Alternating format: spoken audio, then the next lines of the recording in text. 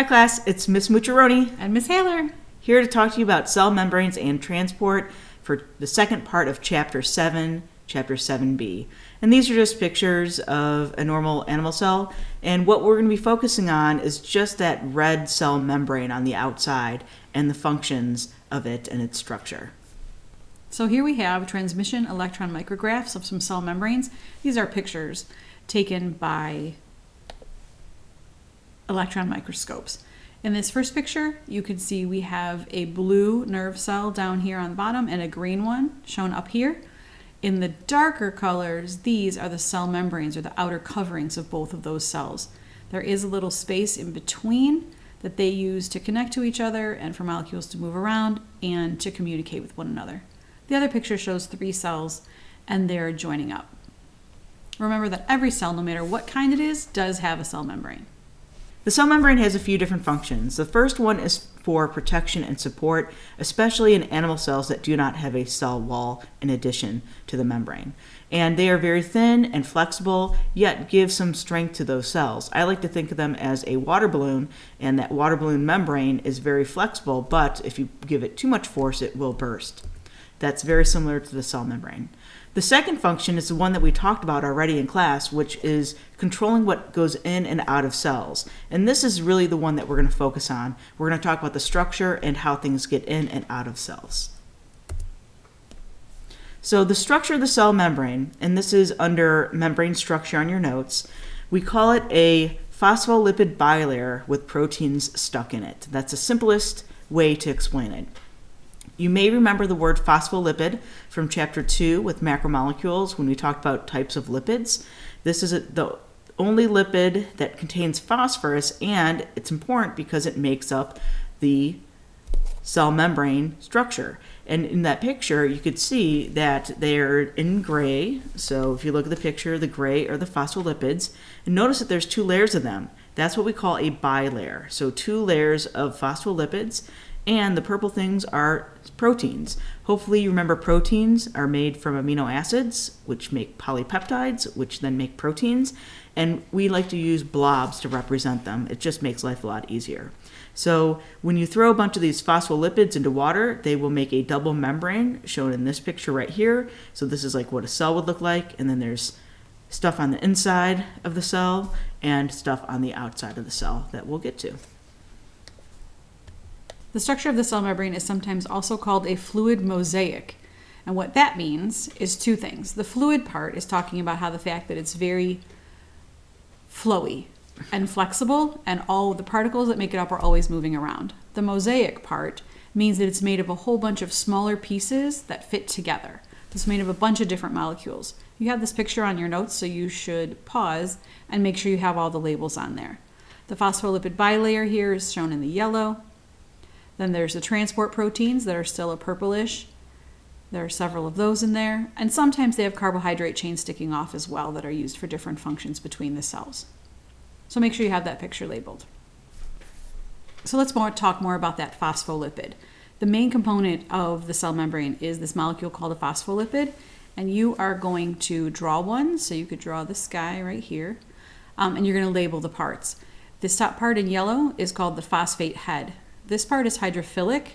Over here it shows what it's actually made of. It's hydrophilic, which means that it likes water, or it's attracted to water, as shown with the heart right there. The other part of a phospholipid are these 2 tails called fatty acid tails. They are hydrophobic, which means water-fearing, because they're lipids, and all lipids are hydrophobic. So they do not want to be in the presence of water. Their chemistry doesn't mix. So if you took a bunch of these phospholipids and threw them somewhere into a container of water, as Ms. Mooch said, they would make this kind of a structure all by themselves. Their heads would line up on one side to block out the water, and on the other side the same thing. So you get this whole inside that hates water, and then these whole other parts, like if this was a sandwich, the inside is hydrophobic and the bread pieces are hydrophilic. That is because of phospholipids. These are just some more pictures of the phospholipid bilayer and showing about how they have the hydrophilic and the hydrophobic layers. This one, the GIF, is showing that everything is moving around. This is the fluid part of it, and the things are always moving around in the membrane. The top one up here shows that there are some other parts to the membrane as well. Cholesterol is a lot of times in the membrane. And then there are parts of the cytoskeleton and things that are attached also. So one of the other things about membranes that we need to talk about is that membranes are always selectively permeable. And that's a pretty big word. So let's kind of break it down by looking at some other terms. So there's a term called permeable. Permeable just means that things could freely pass from one place to another. So if you wanted to walk to the other side of your house, there's really not much stopping you from doing that. You could go from one room to another. However, if things are impermeable, then that means nothing could get through it. So I like to think of it as a brick wall. If there's a brick wall in your way, you can't get through the brick wall to the other side. It's impermeable. Membranes are neither permeable or impermeable. They are some of each. They are selectively permeable. And what this means is that only certain things could get into the cell or out of the cell. We also call this semi-permeable. So I like to think of this as a chain link fence. Think of the chain link fence around our football field. To get into the football game, you can't just go through the chain link fence, you're too big. But small things can pass through. Maybe a small bird or a chipmunk could fit right through, but you need to go through a bigger opening, a gate. And so that is exactly how membranes kind of work, with things going through sometimes or big things going through gates. So as materials move in and out of cells, they do this several ways, and so we're going to focus on how they do this through active and passive transport, and this is where we'll talk about things like diffusion and osmosis and even protein pumps. But first, we need to talk about some past science terms that I hope you remember, because these terms are going to be used when talking about how stuff moves in or out of cells.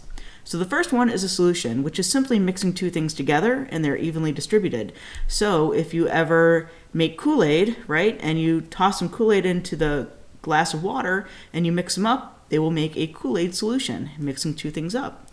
Now the two things that we used were water and the Kool-Aid mix. So the Kool-Aid mix is called the solute. It's the stuff that's going to be dissolved. And the stuff that did the dissolving was the water that you put it into. So the stuff being dissolved is the solute. The stuff doing the dissolving is the solvent. And in our purposes in biology, water is always a solvent. And we'll use examples like sugar and salt a lot of the times when we talk about solutes. So if you look at the picture on the side, the solute right here, let's call it a sugar cube, and you toss it into this beaker of water, which are the blue dots, which is a solvent. Over time, the sugar will get broken up into smaller pieces and disperse evenly, making a sugar water solution. So solute plus solvent equals a solution. And solutions could have different concentrations. So think about making that Kool-Aid. Look at the top picture right here.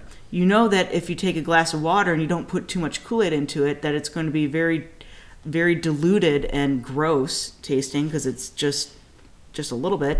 And we know that if you put way too much Kool-Aid into the water, it's going to be very thick and concentrated and still gross because it's super sweet. So we want something in between, right, when you're making this. So that's changing the concentrations. So a concentration is just pretty much how much stuff you put in the water. If you put a lot of it, you have a high concentration. If you don't put so much of it, you have a low concentration. The sciencey terms for it would be the mass of solute and the volume of solvent, but it's always easier to think of how much stuff you put in the water. And this is important for cells because cells are constantly surrounded by solutions, and those solutions have different concentrations of molecules like salt or sugar. And therefore, that will direct those things where to move in and out of the cell. The picture on the bottom shows a high concentration of these gray molecules. We'll call it salt this time. So inside the cell has a high concentration compared to the low concentration outside. But in this cell, there's a low concentration in this cell and a very high concentration on the outside of the cell. So when we start to compare the inside and the outside of the cell, we say that concentrations could be one of two things, that they could have a gradient or they could be at equilibrium. So the gradient is when the inside of the cell and the outside of the cell's concentrations are different. So let's take a look at the bottom picture. this is on your notes, this picture, so please fill in the dots as a gradient and then for an equilibrium too. If we say that these yellow dots are sugar molecules, we could say that there's more on the outside than the inside of the cell. So the outside of the cell has a higher concentration and the inside has a low concentration. The fact that there's one's high and one's low is called a gradient. They are not the same. However, sometimes they can be equal. So the concentrations on the inside and outside are equal. We say that they're at equilibrium. And you can look at the dots, and I'm sure that you notice that there's only 4 of them inside the cell, and there's way more than 4 on the outside of the cell. But from a physics point of view, it's really not the number of them, it's the spacing between them. And so if they're equally spaced in the area that they're in, that is called equilibrium. And this will help determine where stuff moves in or out of cells. What does concentration have to do with cell membranes? It's really important because it helps to determine whether materials are going to go in and out of cells, in or out of cells. A gradient, again, is where there's one place where there's a lot of something and another place where there's less of something. So we know that molecules are generally going to move from a higher concentration where there's a lot of them, that's out here in this case, to a lower concentration where there are less of them, and that's in this case here.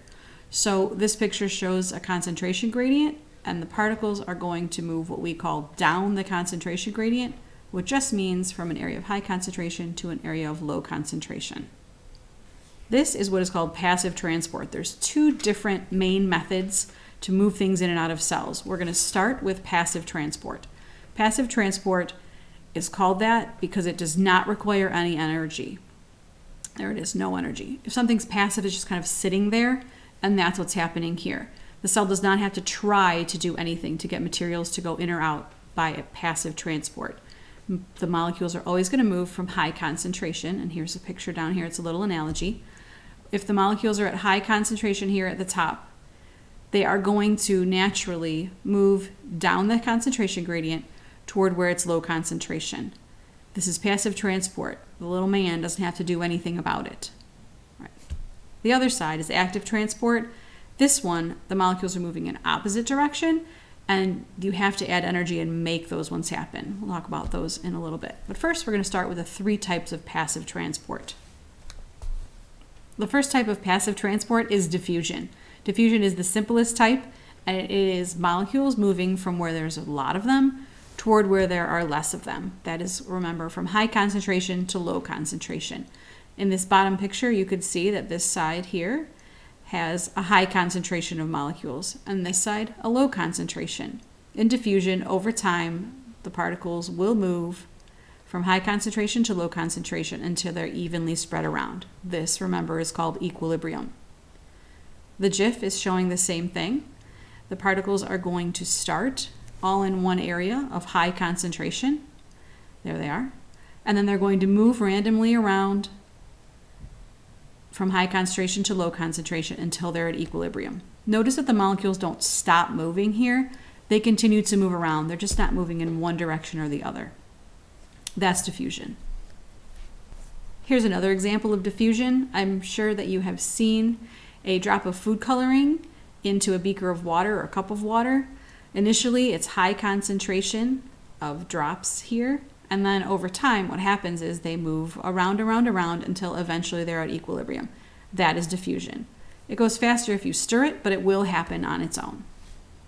The second kind of passive transport is what is called facilitated diffusion.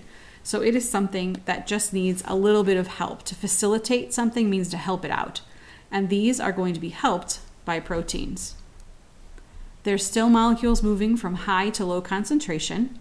All right, that's in red because they're still moving from high to low concentration. That's diffusion. The difference here is that they are having help from a transport protein. Remember, these purple blobs that are stuck in the phospholipid bilayer are proteins. This transport protein is going to help some materials be able to get through the cell. Some materials can squeeze through here in between the phospholipids. Other materials can't. The ones that can't need help, and that help comes in the area of a transport protein and facilitated diffusion. This picture is showing, okay, so this one is red squares, this one is yellow circles. Transport proteins are very specific. That means that each kind of molecule has a different shape and it needs a different protein to be able to move it through. So they have to have different proteins for different kinds of molecules. And again, it happens from high concentration, see here where there's a lot. They're moving into the cell here where there are only a little. No energy required, moving down the concentration gradient. This is showing the difference between diffusion and facilitated diffusion. Here you could see that we do not need a protein. These little red guys can move directly across the membrane from high concentration over here where there's a lot toward low concentration here. The other one, these purple ones, can't do it alone. They need some help. So they have a transport protein that will help them to cross the membrane. Still passive transport though. Our last kind of passive transport is osmosis. Osmosis is the facilitated diffusion of water. So it's still facilitated diffusion. It's still passive transport, no energy is required, but this time it's specifically water that we're looking at. So you can see in the GIF below that there are water molecules moving through that transport protein, H2O. They are moving from high concentration to low concentration of water. So from where there's a lot of water toward where there is less water. And again, it happens until equilibrium is reached. This picture is just a little closer up. Here you can see a lot of water. This is high concentration of water on this left side. The other side has only a few molecules of water that are free to move around. This is high concentration of water. This is low concentration of water. So by osmosis, the water will move in this direction, down the concentration gradient. No energy is required here, making it a form of passive transport. Okay, so the last type of cell transport is called active transport. Active transport is different from passive because it does require energy and it's going to move molecules in a different direction. We're going to move from an area with less to an area with more, so low to high concentration. And that's called going against the gradient. So there's 3 types of that as well that we'll be talking about, but looking at this picture, so now the guy's over here and he's pushing, there's always a guy with a boulder or rock going up a hill, but they're just analogies that show that this guy is pushing up the hill and it does require work or energy, and we're going from a low to a high concentration. So use those analogies to help you understand what's going on. The first type of active transport is called a protein pump. Protein pumps, remember, proteins are those molecules that are stuck in the phospholipid membrane, and some of them let big stuff go through to the other side.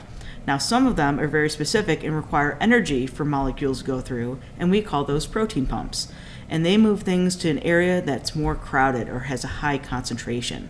And this usually is involved with ions. Remember that ions have charges. So in this picture, this hydrogen ion is being pumped to an area with more hydrogen ions. So we're going from a low to a high concentration, but we need energy, which is called ATP inside of cells. And this is very important for cells because this is how many cells communicate, especially nerve cells and muscle cells. That's how they actually do their job.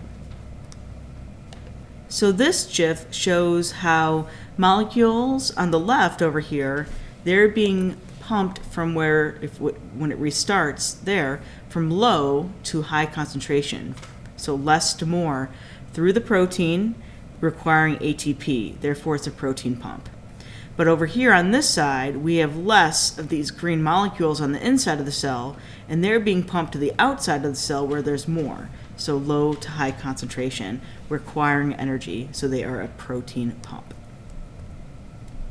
And this is just another GIF that shows the molecules. Sometimes a protein pump can transport 2 things at the same time, one in and one out, and they're both being moved to an area where there's more. So there needs to be more yellow ions on the outside and more green ones on the inside, and the protein pump works with ATP or energy. The second type of active transport is a type of bulk transport, which means that we move large amounts of things at the same time. And that large transport of molecules requires energy. We're not really concerned with high to low concentration. We're concerned with energy needing to move a large amount of stuff at the same time. And when we're moving a large amount of stuff or molecules into a cell, we call it endocytosis. So remember, endo means to enter, endocytosis. Cyte means cell, so into a cell. And this, you could see in the GIF that the molecules will push on the cell membrane, and then they get enclosed in a piece of that membrane, and they make a vesicle, which is something that we talked about. So into the cell.